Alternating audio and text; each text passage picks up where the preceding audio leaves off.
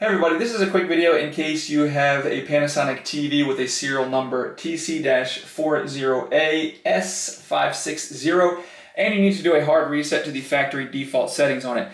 Now you might want to do this for one of two reasons. The first one is troubleshooting. If this TV is not responding or not connecting or not working right for any kind of reason, this hard reset can fix a lot of these issues. The other reason you might want to do this is if you're just trying to set this TV up as a new TV somewhere, we can go ahead and wipe everything off of it. Now you can do this from the setup menu. If you just on your TV hit menu, setup, system, factory default, and then confirm it with a yes.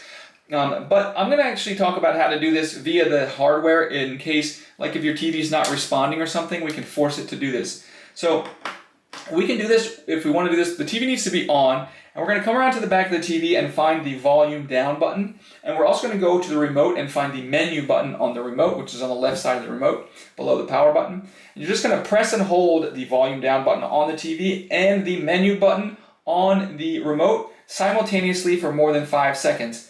After you've done that for more than 5 seconds, you can go ahead and unplug the TV and then release those buttons.